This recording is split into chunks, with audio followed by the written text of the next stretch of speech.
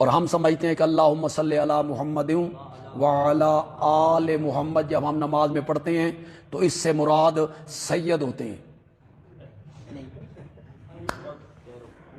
इससे मुराद सिर्फ सैयद होते हैं।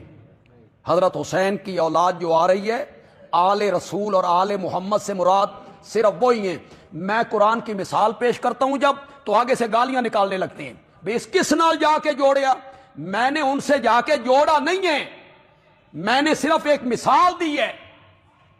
वाग रखना आला फिरौना, हमने गरक कर दिया फिरौन की आल को। फिरौन की तो औलाद ही को नहीं थी, ना उसकी बेटी थी, ना दामाद थे, ना नवासे थे, कुछ भी नहीं। पैरोकार पैरोकार मानने वाले, ईमान लाने वाले, उसके पीछे चलने वाले। आल का माना मुत्तबे है, तो जितने लोग मेरे नबी का सच्चा कलमा पढ़ने वाले हैं वो सब आले मोहम्मद में दाखिल हैं। हर मोमिन के लिए दुआ होती है, अल्लाहुम्मा सल्ली अला मुहम्मद व अला आले। लेकिन लोगों को यह बात समझ नहीं आएगी, उलमा नु नहीं आई तो कितने समझ आना। हातू बुरहानकुम इन कुंतुम सादिकीन, अगर सच्चा है एविडेंस लेके आ, दलील लेके आ, रेफरेंस लेके आ, बुरहान लेके आ। जो खुदा मोहम्मद और आले मोहम्मद पर दरूद किसी अरे गहरे, किसी नत्थू खैरे को वो डायरेक्ट बराहे रास्त पढ़ने नहीं देता, तो वही खुदा मोहम्मद और आले मोहम्मद के दरूद में किसी जैद बकर को शामिल कैसे करने देगा? ओए होए होए,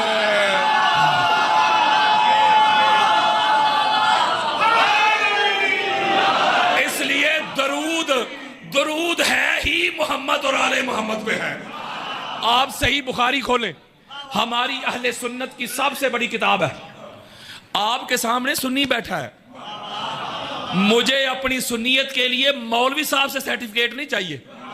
मैं हुसैनी सुन्नी हूं, नासबी सुन्नी नहीं। मैं बिला फजल वाला सुन्नी हूं, चौथे नंबर वाला नहीं। इमाम बुखारी हमारे अहले सुन्नत में सबसे मोतबर किताब है, सही बुखारी। बेइश्क़े अली जो पढ़ते हैं बुखारी, आता है बुखार उनको बुखारी नहीं आती।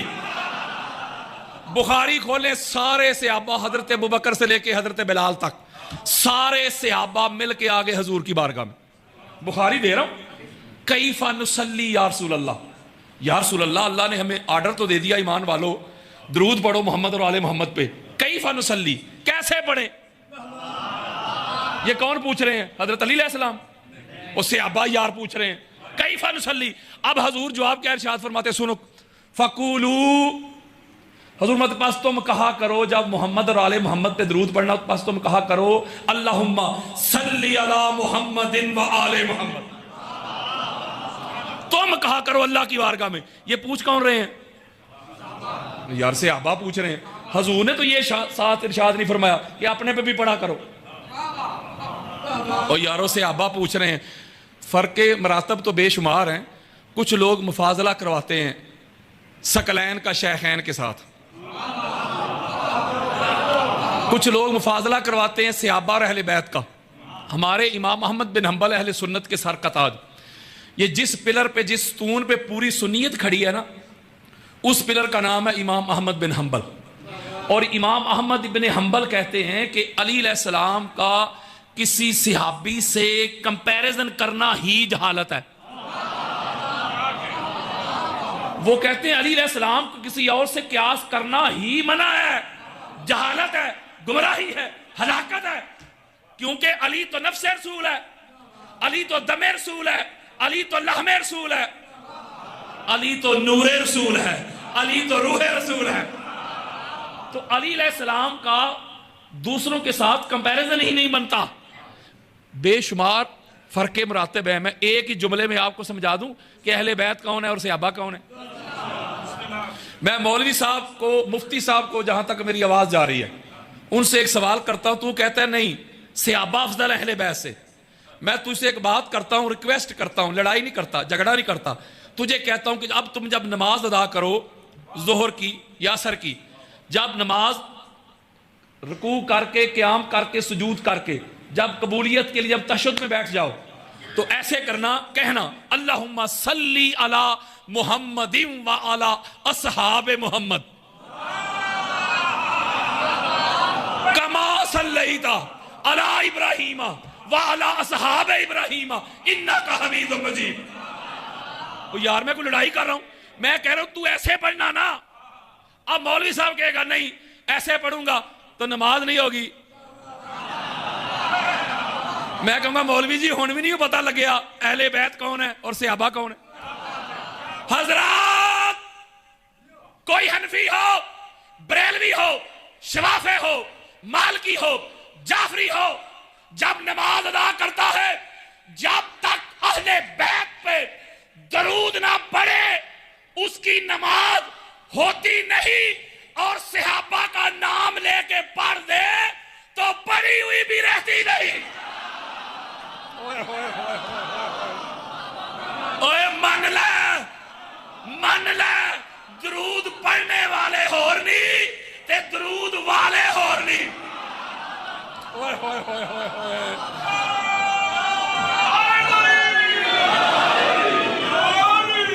तो जरा पढ़ो दरूद।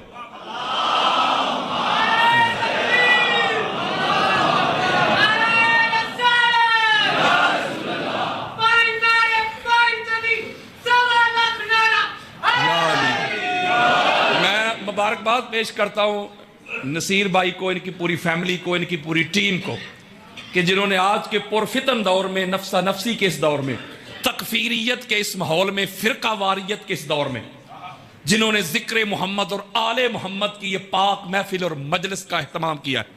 अल्लाह ताला इनकी इस काविश को अपनी बारगाह में कबूल फरमाए। अल्लाह इनके कारोबार में, रिस्क में, औलाद में बरकत दे। अल्लाह मोहब्बत मवद्दत अहले बैत में बरकत दे।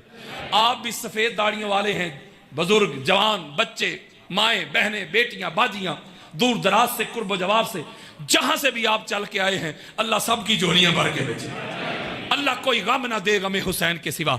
मैंने कुरान से और हजूर के फरमान से एक नुक्ता आपको समझा के इजाजत लेनी है। आप लोगों का मेहमान भी हूं, मुझे मजलिस की डिमांड्स के मुताबिक ना सुनिएगा। हो सकता है मजलिस पाक की जो डिमांड्स होती हैं, जो रिक्वायरमेंट होती है, मैं उस पर पूरा ना उतरूं। मैं तो दुनिया भर में तबलीग कर रहा हूं कुरान से और मुस्तफ़ा के फरमान से। और हालात ऐसे हो गए हैं कि लोग कुरान का नाम लेते हैं लेकिन कुरान को मानते नहीं, हदीस का नाम लेते हैं, हदीस को मानते नहीं। ये जो मुनाजरा आपने, सोशल मीडिया का जमाना है, ये जो कराची में मुनाजरा हुआ है आपने सुना होगा। तो मैं कुरान पढ़ रहा था तो वो कुरान के मुकाबले में मौलवी साहब बाबे पेश कर रहे थे। तो इसका मतलब ये हुआ ना कि इनको कुरान के रद्द में कुरान के कोई दलील नहीं है। ये पक्की बात है। मैं कुरान पढ़ रहा हूं, बाबे पेश कर रहे, तो कुरान को तो ना फरमानते हुए। कुरान तो 1000 आयतें मैं इधर ही पढ़ सकता हूं। कुरान तो खोल खोल के कहता है कि अली जैसा कायनात में पाक मोहम्मद के बाद अल्लाह ने बनाया ही नहीं।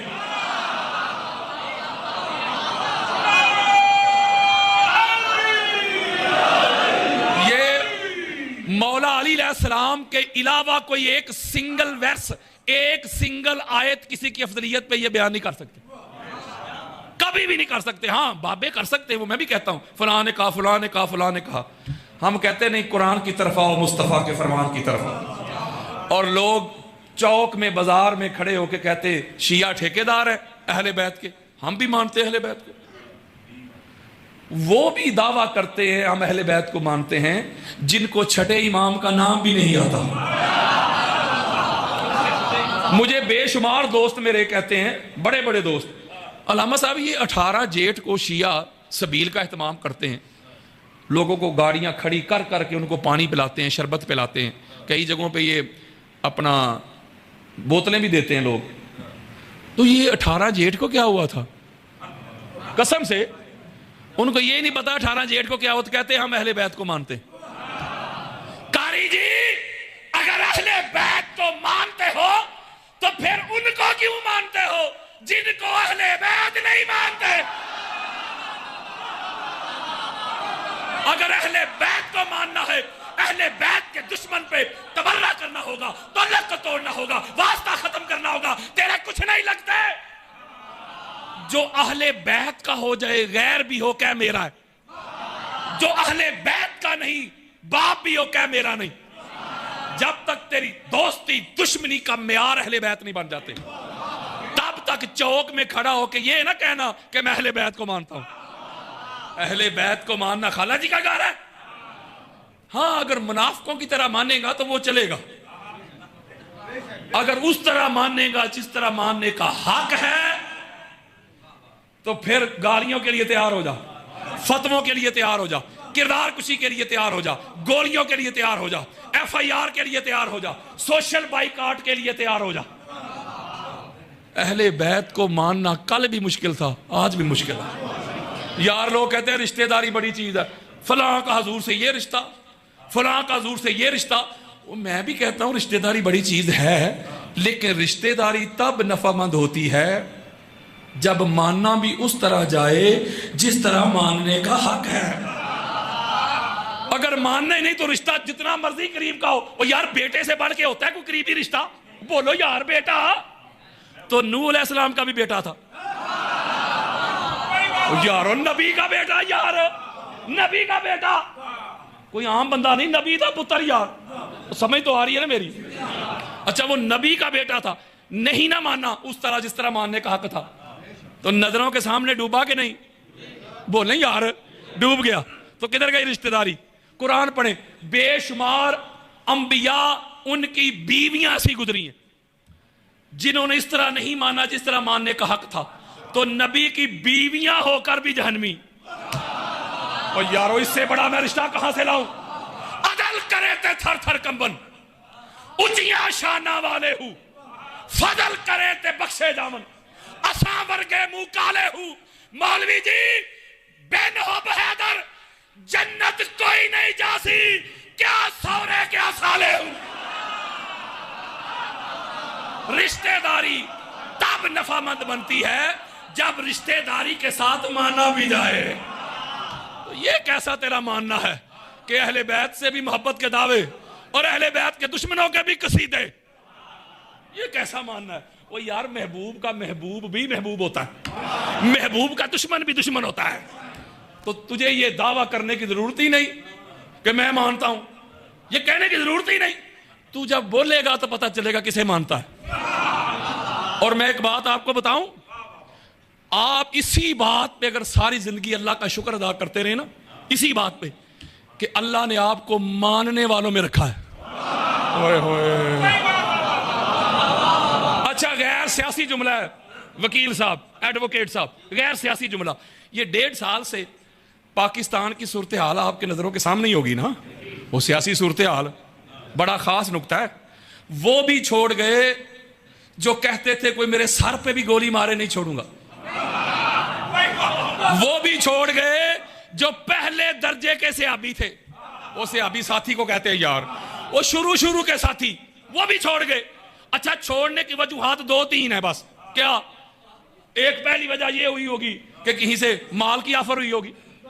वो यार मिनिस्ट्री का वादा हुआ होगा, टिकट का वादा हुआ होगा, चलो हम हुस्ने ज़न रखते हैं, हम हुस्ने ज़न रखते हैं, चलो ये ऑफर नहीं हुई होगी। डराया गया होगा, धमकाया गया होगा, कैद करने का डर होगा, औलाद को उठाने का डर होगा। छोड़ गए कि नहीं? बोलो।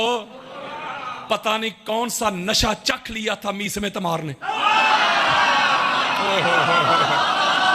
पता नहीं वो कौन सा राज पा लिया था हुजर इब्ने अदी ने, हजरत बिलाल ने, हजरत सलमान ने, हजरत अबू जर ने, हजरत अम्मार ने, हजरत हुजैफा ने। उन्होंने अली की मोहब्बत में जगीरों की ऑफर भी ठुकराई। तो बोलो यार, माल भी ठुकरा दिए, फांसियों पे चढ़ के झूले तो ले लिए, लेकिन किसी एक गुलामे अली ने प्रेस कॉन्फ्रेंस करके ये नहीं कहा था मेरा अली से ताल्लुक नहीं है। ओए होए होए होए, ओए मन ले, अगर कारकुन मीस में तमार जैसे हो तो लीडर अली इब्ने अबी तालिब जैसा होना।